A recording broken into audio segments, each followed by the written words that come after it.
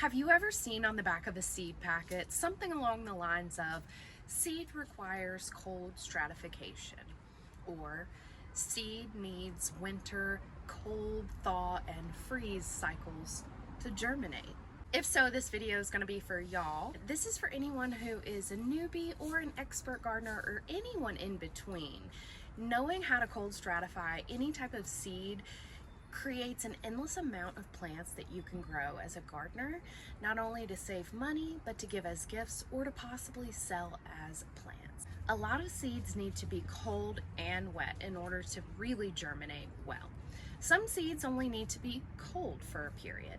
So I would encourage you to hop on Google or go to any gardener blogs, Instagrams, Facebooks of trusted people that have shown through either their garden or science that it's possible doing one method or the other for a certain seed type.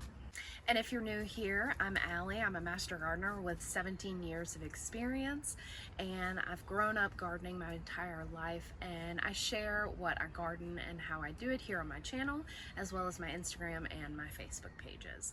I'd love if you followed along and we became friends, but I'm happy you're here regardless. You may see the term cold stratification or cold vernalization, something along those lines, or even simpler terms along the lines of plant seeds in fall, or give seeds a cold, damp environment for at least 8 weeks or 30 to 60, 90 days, whatever they may say. So I'm encouraging everyone to gain this knowledge through this video because I believe anyone can grow plants from seeds. It's really easy, and once you get the hang of it, it's really not that challenging. Lots of different seeds and different varieties do need this cold stratification. A couple are in my hands: Echinacea, Hoary Vervain, and Columbine are 3 that I'm going to start in this video today with y'all. But some veggies include asparagus, fruit, strawberries. Flower varieties include snapdragons, rudbeckia or black-eyed Susan, bee balm, the pawpaw tree that provides the pawpaw fruit. There are a lot of seeds that require this cold stratification. A key indicator of a seed needing cold stratification is sometimes that the seed is dropping from the plant in the fall. Again, I'd encourage you to just double check each variety. We have the internet at our fingertips, and it's a really beautiful thing. Again, just check some blogs and figure out what other people have had success with. If we think about milkweed seeds, for example, those seed pods start to disperse the seeds in the fall. Those seeds are going to go through fall, winter, and then spring. So in those seasons, fall and winter specifically, we don't want our seeds to pop up because they're inevitably going to be killed by frost.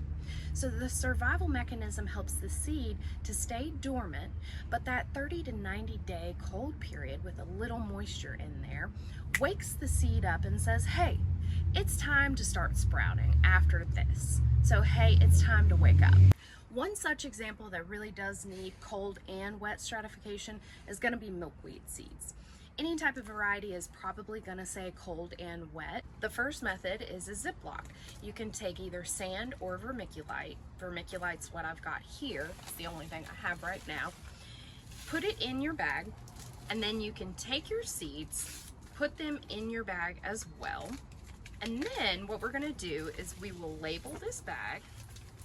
We'll put the date on this bag as well, because again, if we're doing this outside of the fall window, we need to know how long they're in our fridge. So if you put them in the middle of April and you lose track of time, you're not going to know how long they've cold stratified for. So again, just my seeds, vermiculite. If they get tossed up, it'll be fine. I've then got a little bit of water I'll add to the Ziploc bag. As it sits in the fridge, you're really not going to need a lot of water. The cold allows the moisture to stay trapped inside the Ziploc bag. So then we'll seal this fully and it's ready to go in the fridge. So another way that people have had success cold stratifying seeds, just get another Ziploc, and instead of putting any sand or vermiculite in the bag, you can just put the packets of seeds in the bag and close them. This protects the seed packet from anything in your fridge, maybe leaking or getting moisture into there. This is personally my favorite method. Get a container with no holes in the bottom for drainage. You can either use vermiculite again, or you can use sand, and then choose your seeds. Go ahead and add your seeds into the mixture, how many ever you'd like. I like these bigger trays because I can add a lot more. So I'll mix them into the vermiculite a little bit, and then I'm gonna add some moisture.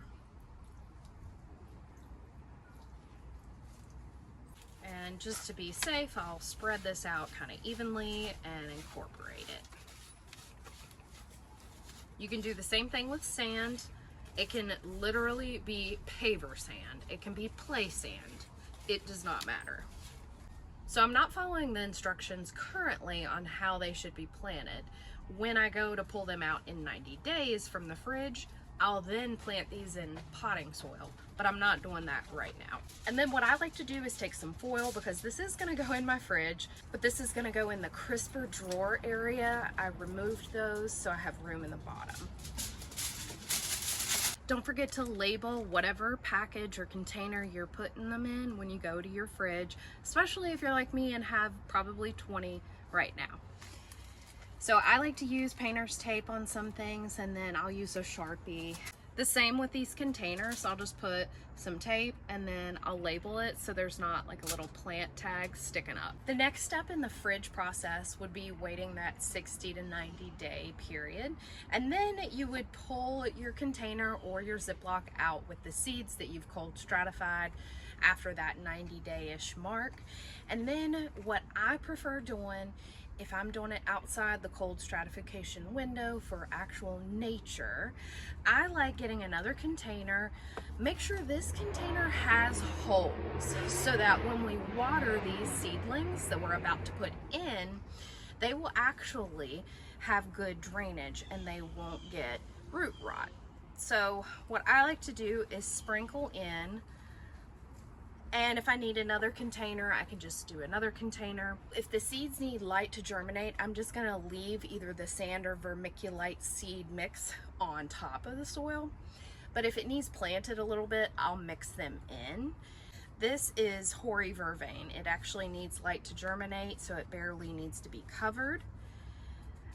So again, I'm gonna make sure this gets water. It's gonna have drainage. You can either go inside, put it under a grow light, or if you've got a greenhouse, you can put it in your greenhouse. Just make sure that the seedlings aren't gonna die if your greenhouse isn't insulated for winter. Seedlings emerge in a variation of days. So like milkweed, it takes about 7 to 21 days. Other seedlings may take longer or shorter. Once you have this growing, make sure you're treating it like there are seedlings growing. Make sure you're watering it, checking it daily, and not watering it too much. And if you have success, this is something that you will have. This is a full tray of swamp milkweed. I am over the moon excited about this germination method, especially the sand in a container in my fridge method. Love it because I'm about to sell all of these once they get bigger in the spring. Fingers crossed. Or if you'd rather just not deal with anything inside your fridge, I get it. You can go directly outside in your garden and plant these seeds right in the ground. You should do it around fall, so we're thinking September to November, dependent on your zone. I'm zone 8A. It's November 6th, so it's actually really warm today. It's like 72 degrees. We've had a light frost, so this is perfect timing. It's just now getting cold. This will be a great time. So you can just do it directly in the soil. Alternatively, you can go for a pot, a grow bag, or a raised bed, and you can plant directly in those as long as they're staying outside in the winter. Just give them a little bit more water than maybe the ground might get. I know a lot of people have had success with the milk jug hack, which all that means is you grab a milk jug. You can use anything that resembles a jug like this. And then what you want to do is cut it open, but leave a little bit of a hinge. So here's your hinge, and then make sure to keep a hold of your cap. Give it a good washing after you're done with all that milk. You don't want any of that mold up in there. And then what you can do, like I have a little soldering iron that I'll do little ventilation holes up here, and then I'll also do drainage holes at the bottom. But you don't have to do that. You can actually take a box cutter and just do that as well. Personally, I don't have enough space outside to do the milk jug hack where my dogs aren't going to bother them or squirrels aren't going to bother them. But it's really cool because a lot of gardeners have really great success with this method. Is you just add normal potting soil. I would go for the finer mix that we're talking about in my other videos. We don't want it too chunky. and we give enough of a layering in the milk jug, probably about an inch, inch and a half, and then you can plant your seeds inside your milk jug, just like you would in any other scenario. And then in order to keep this shut during super cold portions of the winter, you can either use painter's tape, or I've seen people use duct tape. Make sure you label it, and you can leave these directly outside. It's like a mini greenhouse, so exactly what I'm standing in right now. And these are really great because you get to reuse something that you may have just tossed into the recycling. I've also seen an alternative method with something like this, whether it's a white lid, black, clear.